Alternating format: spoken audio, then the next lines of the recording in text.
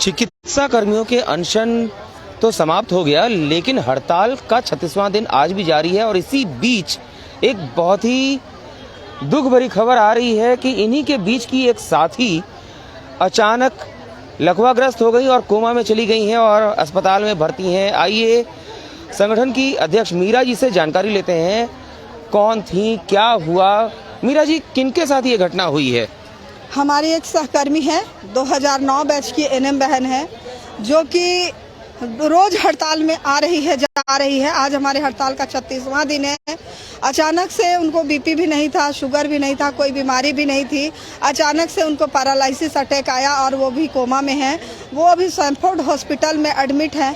बड़े दुख के साथ हम लोगों को कहना पड़ता है कि सरकार तो हमें ठेके में रख लेती है, अनुबंध पे बहाल कर लेती है, हम लोगों को बंधुआ मजदूर की तरह हटाती है, लेकिन जब हमारे इलाज की बात आती है, जब हमारे मतलब नियमितीकरण की बात आती है या कोई लाभ देने की बात होती है, तो सरकार हमारे बारे में कुछ नहीं सोचती। यहाँ तक कि जब हम ड्यूटी करते करते मर जाते हैं ना, तो हमें उस दिन का तो मानदेय नहीं मिलता, प्लस हमें एक कफन भी नसीब नहीं होता सरकार और विभाग की तरफ से।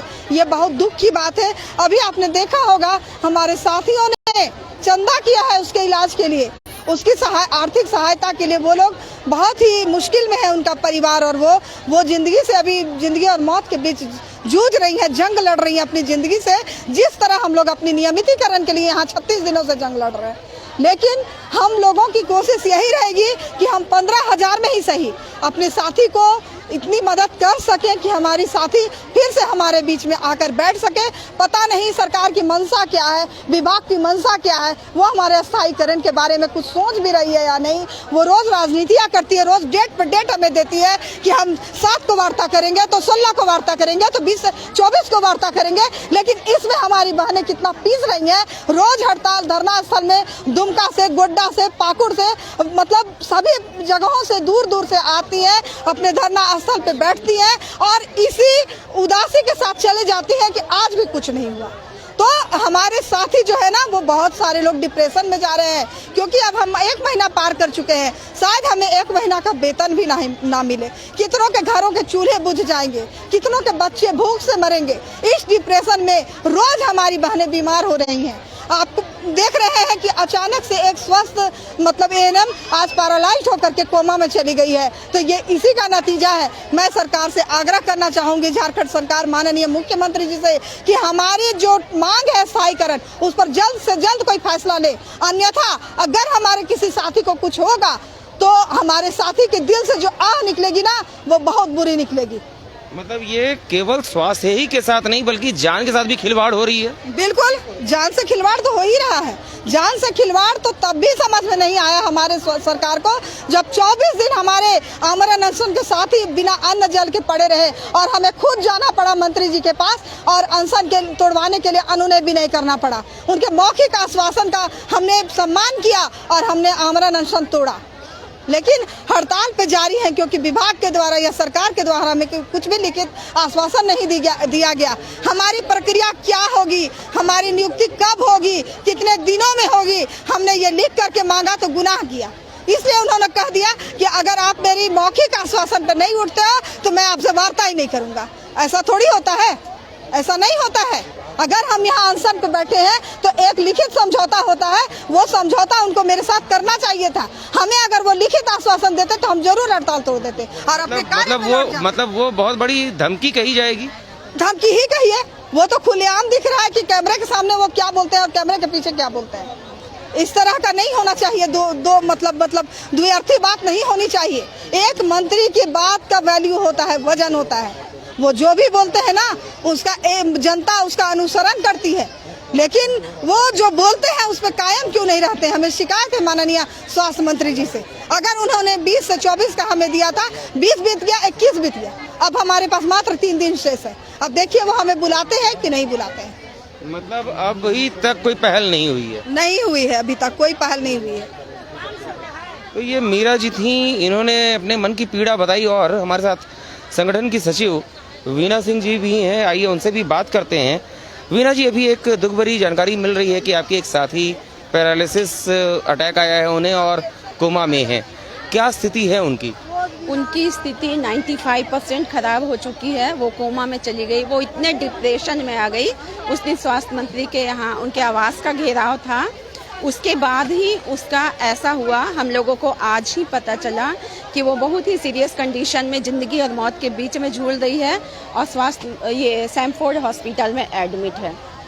तो अभी क्या आगे लगता है, सरकार की ओर से कोई सहायता उनकी तरफ आएगी क्या? नहीं, बिल्कुल नहीं, क्योंकि ऐसा बहुत बार, अभी सिर्फ 1 सप्ताह पहले हमारी काके की एक बहन भी डेथ की है, लेकिन सरकार की ओर से कोई मदद नहीं और हम लोग उम्मीद भी नहीं करते हैं, कभी नहीं, क्योंकि ऐसा अनेकों बार हो चुका है, चाहे वो कोरोना काल हो, चाहे वो एक्सीडेंट हो, कभी सरकार की ओर से हम लोग अब उम्मीद ही छोड़ दिए हैं कि सरकार की ओर से हम लोगों को मदद मिलेगी, क्योंकि हम लोग अनुबंध कर्मी हैं। अगर यही हम लोग नियमित कर्मचारी होते तो उनके परिवार वालों को या उनके किसी न किसी को नौकरी मिलती, उन्हें मुआवजा दिया जाता, लेकिन चूंकि हम अनुबंध कर्मी हैं और अनुबंध का ठप्पा लगा हुआ है, तो हम लोग कुछ भी नहीं है सरकार के सामने, और कुछ भी हम लोग उनसे हेल्प की जरा से भी उम्मीद नहीं करते। लेकिन हाँ, हमारे संगठन के जो साथी हैं सब मिलके हम लोगों ने उनके परिवार वालों की मदद करने के लिए सोची है। उनके स्वस्थ होने की जल्दी हम लोग कामना करें ताकि वो हमारे बीच में आए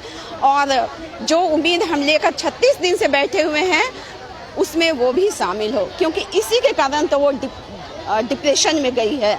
मतलब मुख्य रूप से ये कहा जाएगा कि सरकार की निष्ठुरता और निर्ममता के कारण तनाव का ही असर कहा जाएगा। बिल्कुल, बहुत ज्यादा ही मानसिक तनाव, क्योंकि 16 साल में 16,000 रुपये नौकरी में कैसे घर परिवार चलेगा। और अब तो हम लोग 36 दिन हो गया बैठे हुए, वो सोच रही होगी कैसे चलेगा परिवार, क्योंकि इतने दिनों को हम लोगों की सैलरी मिलेगी कि नहीं मिलेगी खुद हम लोग नहीं जानते। हमारे सारे साथी काफ़ी परेशान हैं इस विषय को सोचकर। सरकार ने हम लोगों को 20 तारीख से 24 तारीख के बीच में समय दिया था, लेकिन 21 तारीख खत्म होने को है, लेकिन अभी तक इसकी कोई सूचना नहीं मिली है कि कब तक हम लोग की बातें मानी जाएगी।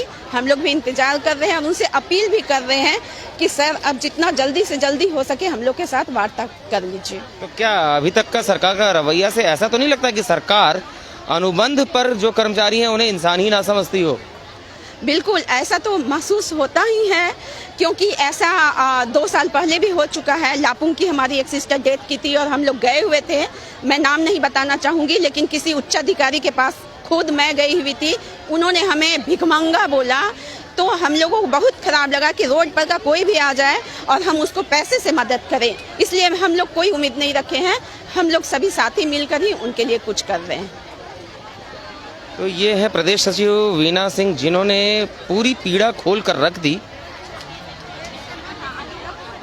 और हाँ, हम इनसे जानकारी लेते हैं जो बीमार है, उनका नाम क्या है? उनका नाम क्या है? वो 2009 की NRHM कर्मी है। 2009 में वो ज्वाइन की थी। अनीता कुमारी नाम है। अखूटी डिस्ट्रिक्ट के कर्रा ब्लॉक में वो काम करती है। सैमफोर्ड हॉस्पिटल में एडमिट है। अभी हम लोग जा रहे हैं उनके पास देखने के लिए। हमारे जो दर्शक देख रहे हैं आपके इस न्यूज़ को, वीडियो को, उनसे भी सहायता की अपील करना चाहेंगे? बिल्कुल, उनसे मैं सहायता की अपील करना चाहूँगी कि हमारी स्थिति, हमारे साथी की स्थिति बहुत दयनीय है। वो 95% कोमा में है, इसलिए जितना अपील हो, मतलब जितना हम कह सक रहे हैं ये अपील कर रहे हैं। आप सबों से मेरी गुजारिश है कि कृपया करके उनकी मदद करें। तो वीना सिंह जी ने अपील की है और हम भी अपने दर्शकों से, आप सभी से ये आग्रह जरूर करेंगे कि अभी आर्थिक सहायता की आवश्यकता है अनीता जी को, जो इस समय जिंदगी और मौत से जूझ रही हैं। सैमफोर्ड हॉस्पिटल कोकर चौक पर, कहाँ पर? हाँ, क्यूरेस्टा। अच्छा, माफ़ कीजिएगा, एक बार यहाँ बता दीजिए कौन सा हॉस्पिटल है?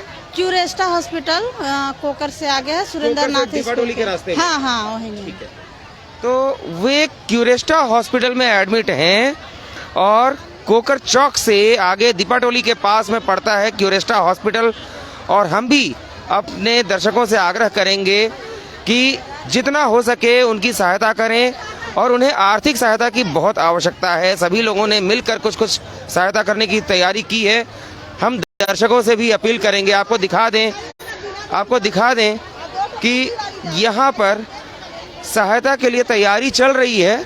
लोगों से प्रयास किया जा रहा है कि कुछ अमाउंट आ जाए।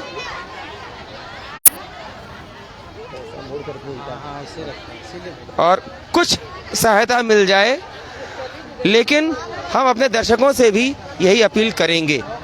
Bureau report, Ranchi.